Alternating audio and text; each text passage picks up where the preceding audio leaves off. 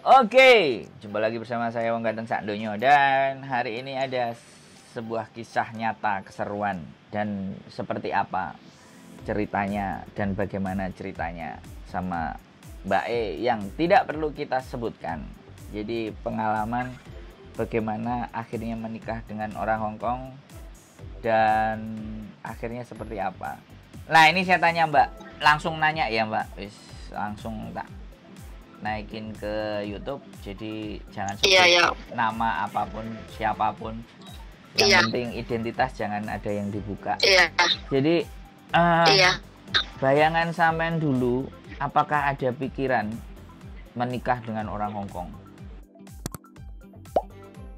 Nggak secepat itu kenal langsung nikah gitu kan ya kan? Kita jalanin dulu, kita pengen tahu gimana gitu. Jadi awalnya kenalnya dari dia tadi udah diceritain betulin TV ya? Iya.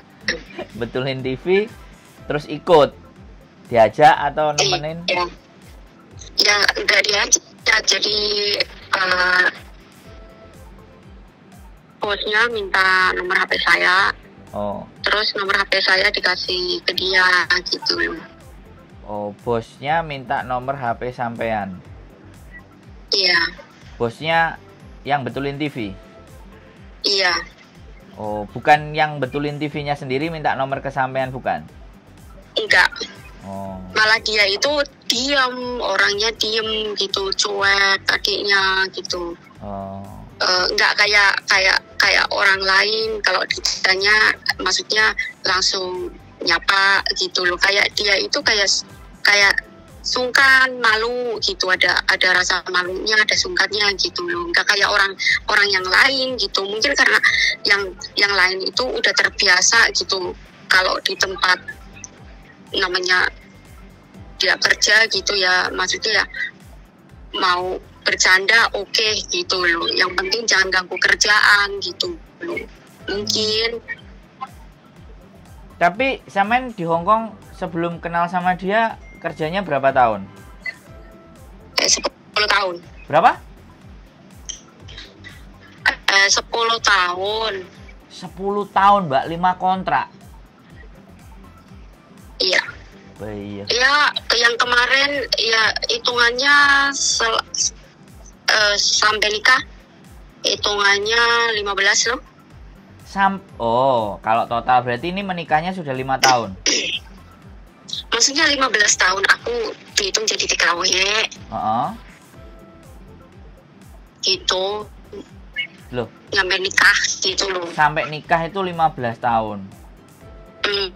Berarti tadi kan 10 tahun. Iya, 10 tahun itu kan dengan majikan. Nah, yang 5 tahun dengan suami. Gini loh Mas, yang 10 tahun itu majikan satu.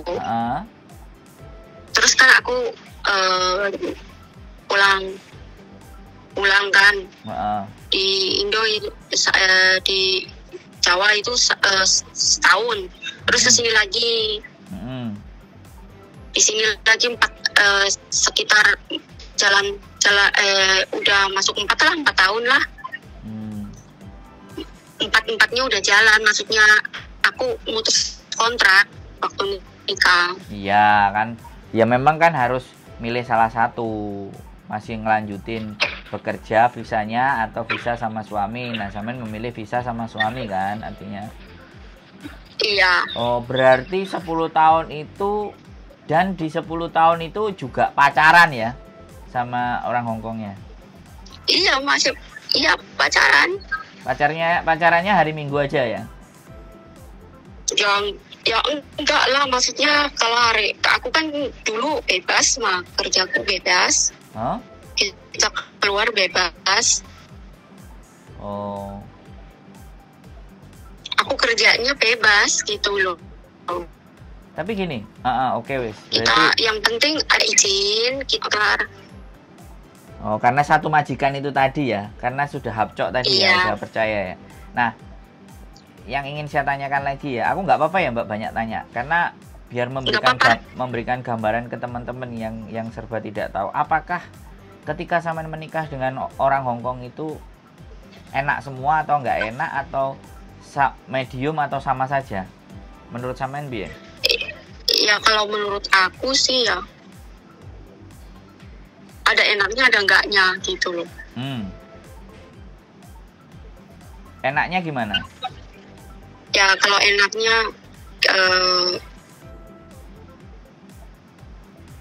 ya enaknya gini loh ya Mas, maksudnya namanya kita sama dia benar-benar suka gitu ya.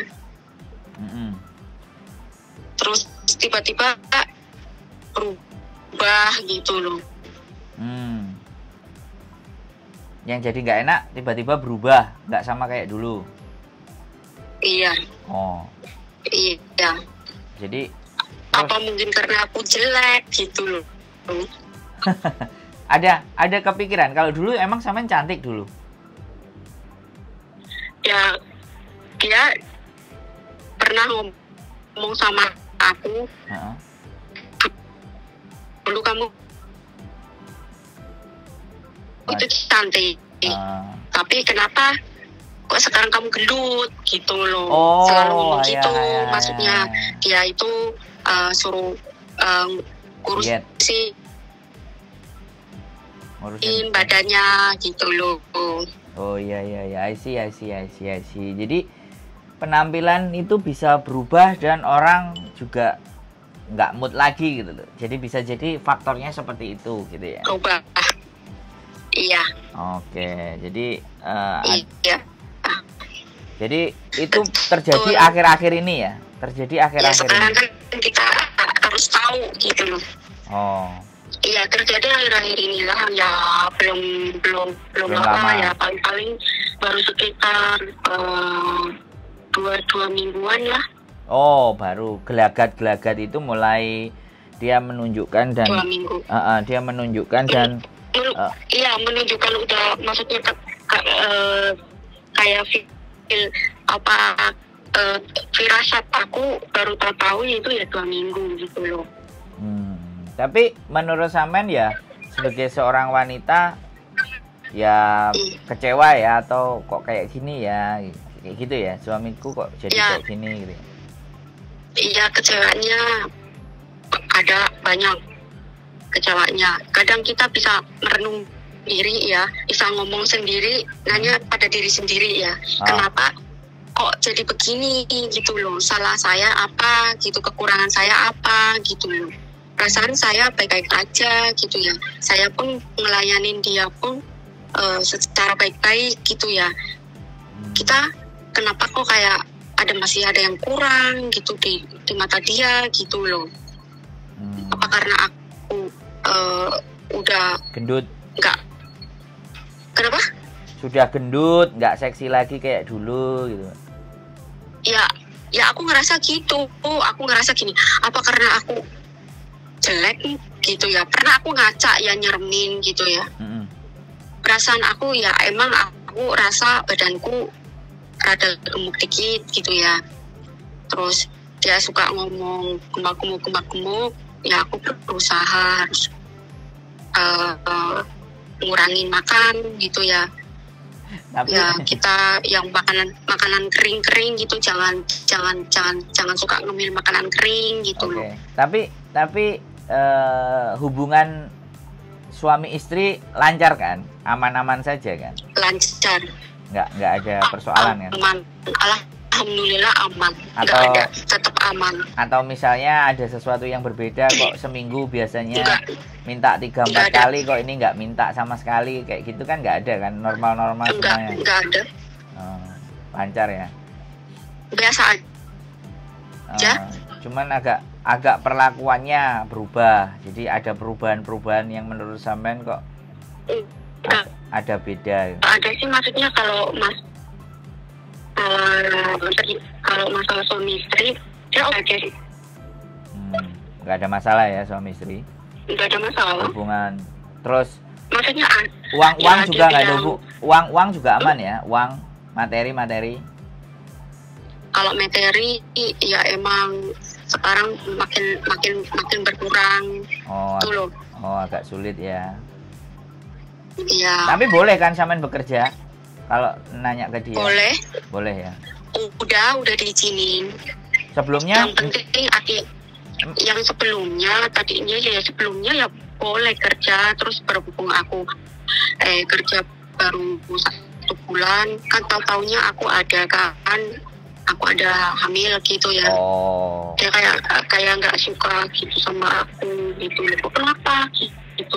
Kan aku udah bilang gitu ya, namanya kita kan nggak tahu gitu ya. Ya. Walaupun di sini udah hati-hati gitu kan. Namanya orang dikasih gimana sih? Oke. Jadi seperti itu ya ceritanya. Tapi berarti selama ini ya memang perjuangannya sampean terus akhirnya dapat menikah ya. Apa memang dulu ada masa lalu yang kelam, Mbak? Sebelum berangkat ke Hong Kong itu apa ada sesuatu yang pahit yang sampean derita apa sampean alami? Dulu aku berangkat ke sini yang sebelum kenal sama suamiku sini. Pertama kali memutuskan untuk berangkat ke Hong Kong, bukan menikah, berangkat ke Hong Kong itu apakah punya persoalan atau permasalahan yang nggak ada, dirasa berat gitu? Enggak ya?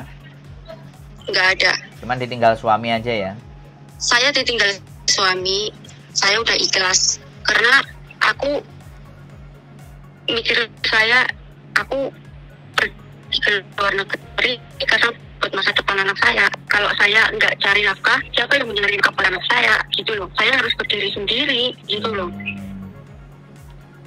Oke, jadi keinginan sampean sendiri. Aku mikir gini ya. Gimana? Aku mikir gini loh, Mas. Tanpa ada lelaki, perempuan pun bisa loh jadi kepala rumah tangga. Gitu, Mas. Mantap. Aku gitu, sukanya gitu loh. Aku mikirnya gitu. Aku sampai mikir gini ya. Andai kan anak saya udah dewasa gitu ya, bakalan aku curhatkan ke dia gitu ya. Pahitnya dulu aku mengandung dia gitu kan, sampai melahirkan dia ya kan, sampai aku mendidik dia pun harus benar-benar ini gitu loh. Benar-benar kuat ya, harus keras ya. Ya benar-benar kuat, keras gitu ya. Aku sampai bilang gini ke dia, bilang ke anak saya, kamu tahu nggak Nan, ibu kan kerja capek gitu ya. Kamu sekolah yang rajin, yang pinter kan buat kamu, bukan buat ibu sendiri gitu kan. Ibu kalau kamu pinter juga ibu bangga gitu kan seneng gitu loh. Terus kalau kamu besok besar, kalau kamu udah gede gitu ya, kamu udah dewasa, kamu nikah, married, punya istri, jangan sia-siakan perempuan istri kamu. Jangan sampai istri kamu itu menangis gitu loh. Itu tidak boleh. Anak saya nanya ke saya, kenapa Bu kok nggak boleh, katanya kan.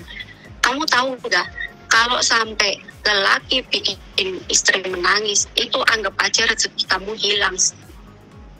Air mata yang mengalir dari istri kamu itu rezeki kamu. Terus sekarang umur berapa anaknya sampean? 16. Udah lumayan gede ya, berarti sudah ngerti ya, diajak omong tahu. Terus sampean menikah lagi dia tahu? Tahu, ya kita kan izin sama dia. Masa kita nggak izin, Mas? Kita kan punya anak, ya. Kita punya orang tua. Maksudnya saya nanya, jadi oke lah, ma ya, atau emak atau mami atau apa kalau manggil? Ya dia manggilnya ibu. Oh ibu, tapi ya sudah ya. Jadi 16, nggak ingin dibawa ke sini, Mbak? Enggak ya? Dia nggak mau diajak, nggak mau, katanya dia bilang, aku nggak mau ninggalin Mbah Putri sama Mbak Kakung katanya, karena dia yang rawat dari bayi merah. Oh udah sampean tinggal ya? Iya, masih 40 hari. Ngeri ya, 40 hari sudah sampean tinggal ya. Jadi dia sama mbahnya ya, dididik sama mbahnya baik berarti sampean ngiriminya mbahnya ya? Iya. Mbah dari sampean sendiri ya, orang tua sampean sendiri, bukan mertua ya? Iya, bukan. Malah mertua, boro-boro mertua ngeliatin cucunya, nggak ada. Sekarang aja dia udah besar, nanya-nanya kabar, karena dia udah besar mah. dia pinter mah dapat beasiswa lagi, dapat pendidikan pun bagus. Ya nanti kita bawa ke Jepang lah kalau dia mau. Insya Allah Mas, kalau dia itu mau. Kalau dia itu lagi belajar itu sih otomotif. Iya nggak apa-apa kan, Jepang banyak tuh perusahaan Toyota, kemudian Nissan. Saya punya jalur. Adik saya kan S2, S3-nya di Jepang. Dapat beasiswa juga. S1-nya dulu di ITB. Jadi ini justru ya, makanya hubungan baik ketika akan terjalin, maka akan menciptakan sesuatu yang lebih baik kan. Nah, kenapa saya nanya ke sampean, kan saya ngorek, tapi ternyata ada mutiara-mutiara, ada berlian, ada intan yang nanti tinggal kita poles dikit aja udah gemerlap kan. Nah, jadi ini menarik sekali ya pembicaraan saya dengan sampean. Menurut saya menikah dengan orang Hong Kong tidak seindah atau tidak semenarik apa yang dibayangkan ya. Semuanya selalu ada sukanya dan ada dukanya. Tapi memang dasar dari awal sampean sudah orangnya tough, udah strong, udah kuat. Jadi nggak ada problem kan. Cuman kemarin aja sedikit kok kayak gini rasanya gitu ya kan. Hanya oleng sedikit ya, belum sampai ngeblak tapi oleng sedikit gitu kan. Iya, kalau ngeblak jangan sampai lah Mas, masih inget anak, masih inget orang tua. Iya, maksud saya kan wajar kan, namanya manusia kan nggak semuanya baik-baik terus. Iya, walaupun sepahit-pahitnya kita ada masalah rumah tangga, jangan sampai orang tua itu nyampe dengar, takutnya jadi beban orang tua, malah jadi kita nyusahin orang tua. Udah kita mikirin diri sendiri aja udah susah, ntar orang tua dengar malah tambah sakit, kitanya yang malah bingung. Jadi kan rata-rata anak-anak tadi curhat kan sama Miss Yuni tentang persoalannya. Ini ternyata yang curhat juga notabene-nya sampean yang sudah posisinya sudah menikah kan, yang sudah berbeda statusnya aja sih, tapi manusianya kan tetap sama. Tapi sekali lagi ya, ada hal yang bisa dipesankan kepada teman-teman bahwa berhubungan dengan orang Hong Kong itu atau sampai menikah dengan orang Hong Kong itu tidak semanis apa yang dibayangkan. Itu kira-kira ada yang bisa sampean pesankan nggak? Ya sebenarnya sih ya, kalau semua orang tuh nggak sama ya.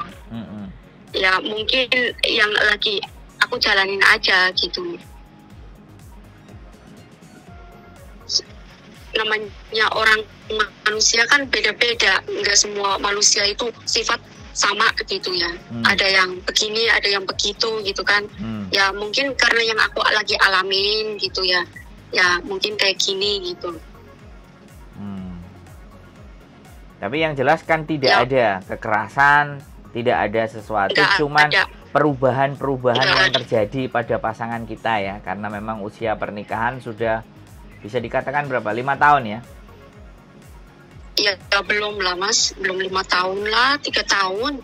Oh baru 3 tahun ya, masih 3 tahun ada dampak perubahan ya, namanya kehidupan pasti berubah ya. Iya, namanya rumah tangga pasti ada lika-liku lah, nggak ada jalan mulus, pasti ya ada enaknya, ada susahnya gitu. Oke, jadi saya rasa seperti itu ya. Jadi pembelajarannya bahwa semua butuh proses, semua butuh dijalani, semua juga harus disyukuri. Baik itu ya, harus semangat. Harus semangat ya, masih olengnya cuman dikit aja ya kan, nggak sampai yang kebacut beloknya kan, masih tataran normal, masih bener. Karena memang saya ngelihat sampean punya anak yang dididik oleh orang tua sampean yang notabene-nya dari cerita sebentar aja menurut saya punya nilai yang istimewa. Oke. Mungkin ada beberapa kata atau pesan sampean buat teman-teman semuanya dalam menjalani hidup, ada yang bisa disampaikan nggak Mbak kira-kira? Kalau bagi aku kayaknya nggak ada lah. Enggak ada yang mau komen. Ya enggak, misalnya komen. Misalnya di dunia ini keberuntungan nggak ada, tapi ketika kita punya kerja keras dan usaha, jangankan duit, bojo aja bisa kita dapat, kan bisa jadi kayak gitu loh Mbak. Sampai aja ya, kalau masalah usaha di Indo ya emang dia yang beliin kiosnya gitu. Oh, jadi ya intinya bisa mendapatkan suami itu di Hong Kong ya ada plusnya juga ada minusnya. Jangan dibayangkan enaknya saja, ada juga nggak enaknya. Tapi ya namanya hidup selalu akan seimbang, enak dan tidak enak. Tinggal bagaimana kita menyikapinya kan. Terima kasih Mbak ceritanya, mudah-mudahan bisa memberikan gambaran dan masukan buat teman-teman yang di Hong Kong, yang selalu pingin punya harapan. Kalau di Hong Kong nggak kayak di Indonesia, mau janda anak 2, anak 3, kalau orang sudah jatuh cinta ya dimanapun tempatnya, namanya kalau sudah cinta ya pasti semuanya akan berjalan menarik dan indah. Tapi di balik keindahan itu ada sesuatu yang harus dibayar, ada sesuatu yang harus dikorbankan. Terima kasih atas ceritanya Mbak.